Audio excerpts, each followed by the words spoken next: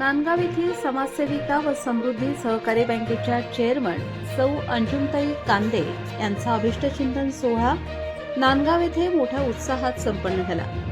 त्यांच्या अभिष्टचिंतन सोहळ्याला अनेक मान्यवरांनी उपस्थिती दर्शवत त्यांच्यावर शुभेच्छांचा वर्षाव केला।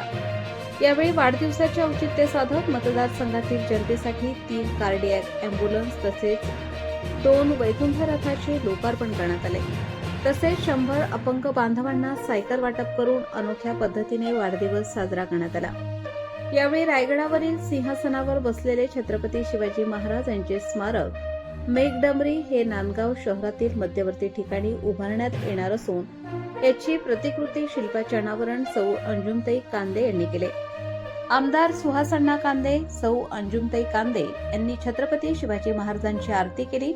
यानंतर वाढदिवसानिमित्त केक कापण्यात आला। वाढदिवसानिमित्त या ठिकाणी समता ब्लड बँकच्या उपस्थितीत शिवसेना नांदगाव विधानसभा मतदारसंघाच्या वतीने रक्तदान शिबिर आयोजित करण्यात आले होते।